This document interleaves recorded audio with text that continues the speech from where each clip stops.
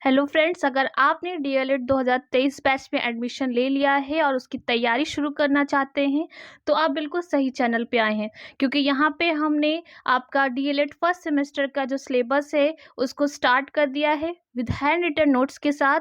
अगर आपने अभी तक नहीं देखा है तो चैनल पे जाके ज़रूर देखिएगा। इससे पहले हमने स्टार्ट किया था क्लास 1 में, जिसमें आपके कितने सब्जेक्ट हैं, कितने मैक्सिमम मार्क्स के सब्जेक्ट होते हैं, क्या कोर्स पढ़ना है, इन सभी के बारे में बात किया था।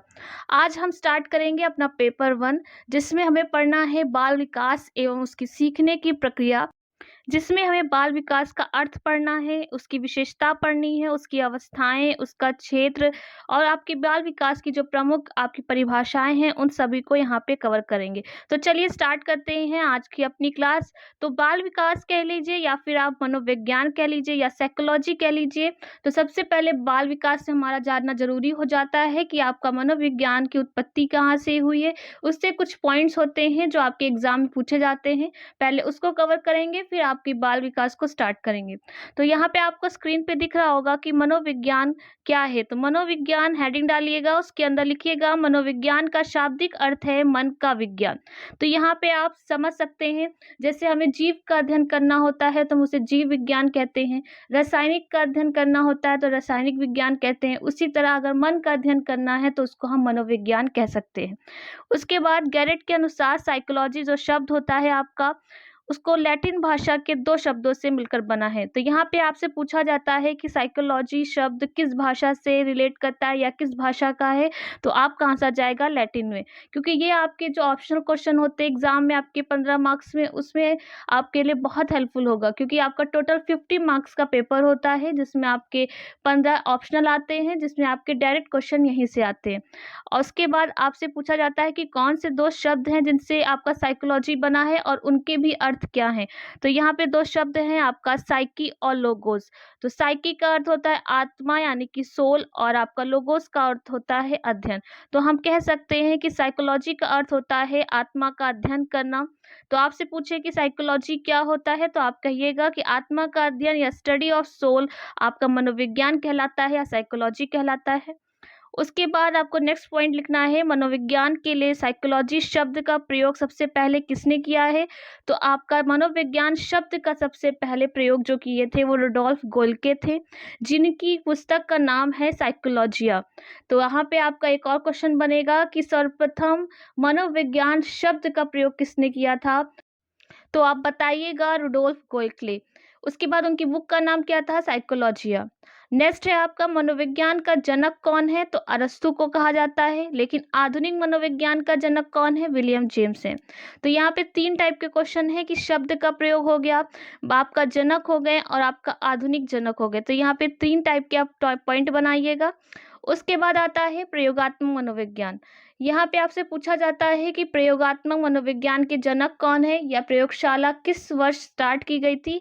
तो यहाँ पे बता दें प्रयोगात्मक मनोविज्ञान की पहली प्रयोगशाला 1879 में लिप्जिंग शहर में विलियम वुंट द्वारा स्थापित किया गया था। तो प्रयोगात्मक मनोविज्ञान के जनक कौन हुए, विलियम वुंट, क्योंकि इन्होंने सबसे पहले प्रयोगशाला बनाई थी 1879 में, इसीलिए इनको प्रयोगात्मक मनोविज्ञान का जनक कहा जाता है। उसके बाद शिक्षा मनोविज्ञान के जनक पूछे जाए तो आपका आंसर थॉर्नडाइक के साथ जाएगा। तो यहाँ पे प्रयोगशाला की वजह से प्रयोगात्मक मनोविज्ञान कौन है, विलियम वुंट है, और शिक्षा के क्षेत्र में मनोविज्ञान कौन है, थॉर्नडाइक है, क्योंकि इन्होंने सबसे पहले अपनी एनिमल इंटेलिजेंस की बुक में इन्होंने सबसे पहले अपना बिल्ली पे प्रयोग किया था शिक्षक के क्षेत्र में। तो यहाँ पे शिक्षा के क्षेत्र में कार्य करने की वजह से इनका जो जनक है शिक्षा मनोविज्ञान के, वो थॉर्नडाइक हो जाते। तो यहाँ पे आपके कुछ पॉइंट्स कवर हो गए। उसके बाद यहाँ पे मनोविज्ञान के विषय के रूप में स्थापित किसने किया, विलियम जेम्स ने, क्योंकि हमारा जो मनोविज्ञान था पहले दर्शन शास्त्र का ही पार्ट था, कोई अलग से कोई सब्जेक्ट नहीं था। लेकिन क्या हुआ कि विलियम जेम्स ने उसको अलग कर दिया दर्शन शास्त्र से, फिर उसको एक सब्जेक्ट के रूप में पढ़ाने लगे, उसका प्रयोग करने लगे। तो इसीलिए मनोविज्ञान आप एक सब्जेक्ट के रूप में आज पढ़ रहे हैं। इसीलिए कहा जाता है आधुनिक मनोविज्ञान का जनक या फिर विषय के रूप में सबसे पहले किसने प्रयोग किया मनोविज्ञान का, तो आपका आंसर जाएगा विलियम जेम्स के साथ। और इसके बाद कुछ पॉइंट्स है जो आपको याद रखने हैं कि मनोविज्ञान सबसे पहले किसका भाग था, तो बताइएगा दर्शन शास्त्र का भाग था। और कह सकते हैं कि आदि जननी किसकी है, ये दर्शन शास्त्र की है। जैसे आपकी हिंदी जो होती है वो संस्कृत से ली गई है, तो कहा जाता है कि हिंदी की आदि जननी कौन है, तो आपका आंसर जाता है संस्कृत के साथ। वैसे ही मनोविज्ञान का अगर आपका आदि जननी पूछी जाए तो दर्शन शास्त्र बताइएगा, क्योंकि दर्शन शास्त्र से ही आपका मनोविज्ञान को अलग किया गया है। विषय के रूप में अलग किसने किया, विलियम जेम्स ने किया। और यहाँ पे 4 पॉइंट और आपके मनोविज्ञान से बनते हैं कि 16वीं शताब्दी या 17वीं शताब्दी या 19वीं शताब्दी या 20वीं शताब्दी से आज तक मनोविज्ञान को किस किस नाम से जाना जाता है। तो सबसे पहले आप बताइएगा कि 16वीं शताब्दी में इसे आत्मा का विज्ञान कहा जाता था, लेकिन ये फुलफिल नहीं हुआ, तो उसकी वजह से आपका जब 17वीं शताब्दी आई तो वहाँ पे इसको मन का विज्ञान कहने लगे कि मन का अध्ययन करना ही मनोविज्ञान है। उसके बाद आपका 17 के बाद 18 तक जब लोगों ने इस पर अध्ययन किया, तो उसके बाद नए मनोवैज्ञानिक आए, उन्होंने 19वीं शताब्दी में कहा कि नहीं, ये मन का नहीं, ये चेतना का विज्ञान होता है, इसलिए 19वीं शताब्दी में इसे चेतना का विज्ञान मानने लगे। उसके बाद 20वीं शताब्दी में और आज तक हम जिस मनोविज्ञान को जिस रूप में अध्ययन करते हैं उसको कहते हैं व्यवहार का विज्ञान, क्योंकि लोगों के व्यवहार को समझना, उसके बारे में जानना, उसका अध्ययन करना ही हमारा मनोविज्ञान होता है। इसलिए हम 20वीं शताब्दी से लेकर आज तक मनोविज्ञान को जिस रूप में पढ़ रहे हैं, अध्ययन कर रहे हैं, वो व्यवहार का विज्ञान होता है। और आपको बता दें, मनोविज्ञान के जो व्यवहार के विज्ञान के जनक हैं, यानी व्यवहारवाद के जो जनक है वो वॉटसन है। इसलिए आप कह सकते हैं मनोविज्ञान को व्यवहार का विज्ञान किसने कहा, तो आपका आंसर जाएगा वॉटसन के साथ। तो ये था हमारा मनोविज्ञान, जिसमें हम आपको इम्पॉर्टेंट पॉइंट्स आपको बता दिए हैं। अब आते हैं अपने पहले पॉइंट पे, जिसमें हमें पढ़ना है कि बाल विकास क्या होता है, उसका अर्थ क्या होता है। इन सभी को यहाँ से स्टार्ट करेंगे। तो सबसे पहले आप लिखिएगा बाल विकास, यानी कि आपका चाइल्ड डेवलपमेंट। तो बाल विकास जो होता है वो गर्भकालीन अवस्था से लेकर आपकी परिपक्वता जो होती है, आपकी अवस्था जो होती है, जिससे बच्चों के जन्म से लेकर आपके किशोरावस्था तक जो हम अध्ययन करते हैं, या जन्म से लेकर आप कह सकते हैं कि जब तक आपके अंदर मैच्योरिटी नहीं आ जाती है, तब तक व्यक्ति की मनोवैज्ञानिक प्रक्रियाओं जैसे चिंतन, समस्या समाधान, सृजनत्मकता या फिर नैतिक तर्क या व्यवहार अभिवृत्तियां जैसी मत और रुचियां आदि के विकास का वैज्ञानिक अध्ययन है।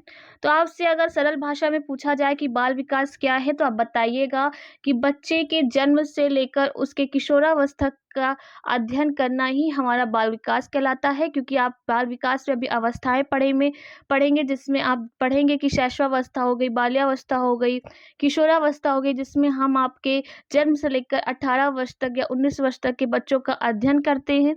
इसीलिए हम कह सकते हैं कि मनुष्य के जन्म से लेकर किशोरावस्था के अंत तक उनमें होने वाले जैविक और बौद्धिक परिवर्तनों को पढ़ना या उसका अध्ययन कहना ही बाल विकास कहलाता है। तो अब आई होप आपको यहाँ पे समझ में आ गया होगा कि बाल विकास क्या है, चाइल्ड डेवलपमेंट किसे कहते हैं।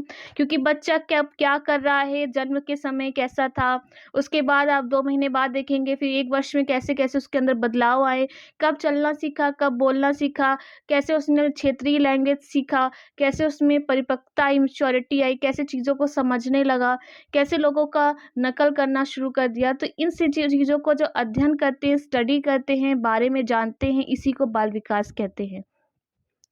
इसके बाद आपको पूछा जाता है कि बाल विकास का अर्थ क्या है, और कुछ डेफिनेशन भी पूछ लिया जाता है। तो अगर आपके एग्जाम में पूछा जाए कि बाल विकास का अर्थ लिखिए, तो आप 1-2 परिभाषा पढ़ के जाइएगा। क्योंकि अगर आप डायरेक्ट एक परिभाषा लिख देंगे तो आपका जो एग्जामिनर कॉपी चेक करेगा तो उसको लगेगा कि हाँ, आपने कुछ खुद से नहीं, कुछ आपने स्टडी किया, उसके बारे में जानते हैं। क्योंकि यहाँ पे मनोवैज्ञानिक ने डायरेक्ट परिभाषाएं दी हैं जो एग्जाम में पूछी जाती हैं। तो पहली एक परिभाषा है जेम्स ड्रेवर। उनका कहना था कि बाल मनोविज्ञान की वह शाखा है जिसमें जन्म से लेकर परिपक्वता तक विकसित हो रहे मानव का अध्ययन किया जाता है। तो सेम ही बात उन्होंने भी कहा है, लेकिन आपको कैसे याद रखना है कि जेम्स ड्रेवर की अगर परिभाषा आए तो आपको याद रखना है कि जन्म से लेकर परिपक्वता की जो लाइन आएगी वो आपकी जेम्स ड्रेवर के साथ जाएगी। उसके बाद आपकी नेक्स्ट परिभाषा है क्रो और क्रो के अनुसार। तो बाल मनोविज्ञान वह वैज्ञानिक अध्ययन है जो व्यक्ति के विकास का अध्ययन गर्भकाल के प्रारंभ से किशोरावस्था की प्रारंभिक अवस्था तक करता है। तो उसे क्रो एंड क्रो को परिभाषा कहते हैं। तो यहाँ पे आपको बता दें कि क्रो एंड क्रो के अनुसार क्या था कि उन्होंने कहा है कि व्यक्ति के विकास का अध्ययन जब गर्भकाल से प्रारंभ करके हम किशोरावस्था तक करते हैं, तो उसी को हम कहते हैं आपका बाल विकास यानी चाइल्ड डेवलपमेंट। तो आपसे अगर पूछा जाए कि इसका अर्थ क्या होता है, तो आप अपनी भाषा में भी बता सकते हैं कि कैसे-कैसे हम चीज़ों को धीरे-धीरे चीज़ों को अध्ययन करते हैं कि बच्चा जब 8 साल का हुआ तो कैसे ग्रुप में खेल रहा है, कैसे अपने कपड़े गंदे करके आ रहा है, फिर कैसे-कैसे उसके अंदर अकेलापन आता है, फिर लोगों के अंदर आत्मविश्वास आता है, आत्मज्ञान आता है, उसके बाद उसके अंदर आत्मगर्व आता है। इन सब चीज़ों को पढ़ने के लिए हम क्या करते हैं, बच्चों के अध्ययन करते हैं, बच्चों के बारे में जानते हैं, तो उसी को हम बाल विकास कहते हैं। तो यहाँ पे हमने बाल विकास पढ़ लिया, उसका अर्थ पढ़ लिया। नेक्स्ट आपके सिलेबस का टॉपिक है बाल विकास के क्षेत्र क्या-क्या होते हैं, यानी स्कोप ऑफ चाइल्ड डेवलपमेंट क्या है। तो आप बताइएगा पहला पॉइंट कि बाल विकास के क्षेत्र अत्यंत व्यापक होता है, क्योंकि बहुत बड़ा क्षेत्र है कि आप नहीं बता सकते कि कौन बच्चा कैसा है, क्योंकि हर बच्चा अपने में अलग होता है, हर बच्चा विशिष्ट होता है। तो आप जिस भी बारे में अध्ययन करेंगे तो हर बार आपको नई चीज़ देखने को मिलेगी। इसलिए कहते हैं कि जो बाल विकास का क्षेत्र होता है बहुत व्यापक होता है, उसको नाप पाना या उसको समझ पाना बहुत मुश्किल होता है। और बाल विकास के विषय क्षेत्र के अंतर्गत निम्नलिखित क्षेत्र आते हैं। तो यहाँ पे 5 ऐसे क्षेत्र हैं जिनके अंतर्गत हम बाल विकास का अध्ययन करते हैं।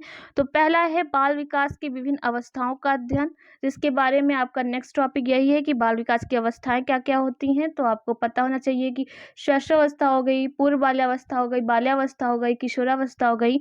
तो इन सभी का अध्ययन करना, बाल व्यवहार एवं अंतः क्रियाओं का अध्ययन करना, बालकों की रुचियों का अध्ययन करना, व्यक्तिगत भिन्नता का अध्ययन करना, क्योंकि हर बच्चा अपने में अलग होता है, तो बच्चों के व्यक्तिगत व्यवहार को ही समझ पाएंगे, क्योंकि कोई बच्चा धीमी गति से सीख रहा है, कोई बच्चा तेज गति से सीख रहा है, तो एक साथ सभी को समझ पाना या अध्ययन कर पाना मुश्किल है। इसलिए यहाँ पे हम व्यक्तिगत भिन्नता का अध्ययन करते हैं। फिर बाल विकास को प्रभावित करने वाले तत्वों को अध्ययन करेंगे कि बाल विकास को कौन से ऐसे कारक हैं, जैसे आनुवांशिक हो गया या फिर आपका वातावरण हो गया, कौन-कौन से ऐसे कारक हैं जो हमारे बाल विकास को प्रभावित करते हैं। तो ये 5 पॉइंट है जो हमारे बाल विकास के क्षेत्र हो जाते हैं, जिसके आधार पे हम बच्चों का अध्ययन करते हैं, उनके बारे में स्टडी करते हैं और बताते हैं कि कौन-सा बच्चा किस एज में कैसे अपना मैच्योरिटी के साथ कैसे बढ़ रहा है, कैसे विकास हो रहा है, तो इन चीज़ों को हम देखते हैं। तो यह है बाल विकास का क्षेत्र। उसके बाद आपका नेक्स्ट आता है बाल विकास की आवश्यकता या उसका महत्व क्या है। तो यहाँ पे need and importance of child development पढ़ना है। तो आपसे एग्जाम में आपके जो लॉन्ग क्वेश्चन आएंगे तो डायरेक्ट यही पूछा जाता है कि आप बाल विकास की आवश्यकता एवं महत्व बताइए अपने शब्दों में। तो आपको बताना है इस विषय की आवश्यकता एवं महत्व को निम्नलिखित बिंदुओं के आधार पर समझ सकते हैं। पहला है आपका बाल विकास शिक्षा के उद्देश्यों को प्राप्त करने में सहायता करता है कि आपके शिक्षा के उद्देश्य क्या हैं, कि आपको किस तरह से पढ़ना है, आपको अलग-अलग यानी कि अपनी समझ के साथ कैसे पढ़ना है। तो हमारा मेन उद्देश्य यही होता है बाल विकास का। सेकेंड पॉइंट है आपका बाल विकास शैक्षिक प्रशासन, समय सारणी, पाठ्य सहगामी क्रियाएं, पाठ्य पुस्तक के अनुशासन बनाए रखने आदि के संबंध में सहायता प्रदान करता है। तो बाल विकास क्या करता है कि आपके स्टडी हो गया, स्कूल का वातावरण हो गया, आपकी समय सारणी हो गया, आपका सिलेबस हो गया, आपका टाइम टेबल हो गया, आपका टीएलएम हो गया, आप जो भी मॉडल यूज़ करते इन सभी से आपको कैसे रिलेट करके आपको कैसे पढ़ना है, चीज़ों को कैसे समझना है, इससे बच्चों के जो हेल्प करता है वो बाल विकास करता है। क्योंकि बच्चा कहीं ना कहीं ऐसी उम्र होती है जिससे वो भटक जाता है, चीज़ों को समझ नहीं पाता है, तो कहीं न कहीं ये सब चीज़ें उसके लिए हेल्पफुल हो जाती हैं। नेक्स्ट उसकी आवश्यकता होती है या शिक्षक के सम्यक दृष्टि को प्रदान करता है। और चौथा है आपका बाल विकास व्यक्तिगत भिन्नताओं के अनुसार छात्रों का अध्ययन करने भी मदद करता है। अभी आपको ये सब बताया था।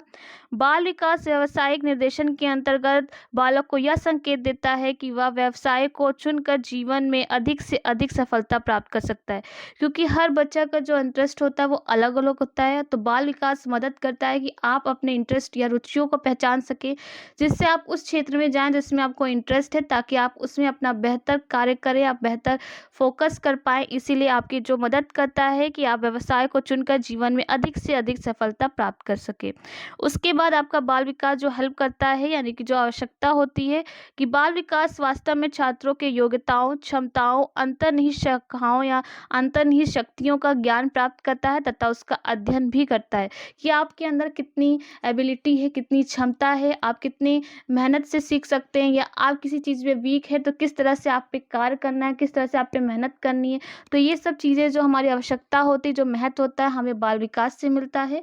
तो ये था आपका पहला पेपर का पहला टॉपिक, जिसमें आपको बाल विकास का अर्थ समझना था, मनोविज्ञान के बारे में जानना था, उसके क्षेत्र के बारे में जानना था कि कौन-कौन से क्षेत्र में हम अध्ययन करते हैं, और आपका महत्व और आवश्यकता के बारे में। अब कल स्टार्ट करेंगे आपकी बाल अवस्था की, यानी कि आपके बाल विकास की जो आपकी अवस्थाएँ हैं, उनके बारे में पढ़ेंगे। तो आपके जो सिलेबस है उसको हम पूरा कंप्लीट करा देंगे। आप अपनी तैयारी बस अच्छे से करते रहिए। उसके बाद आपके मैथ्स का भी पेपर स्टार्ट करेंगे, आपका साइंस भी स्टार्ट करेंगे। आपके सभी सब्जेक्ट को हम नोट्स के साथ पढ़ाएँगे। बस आप चैनल से जुड़े रहिएगा। अगर वीडियो अच्छा लगा हो तो लाइक, कमेंट, शेयर करना ना भूलिएगा। आज के लिए आपको थैंक यू।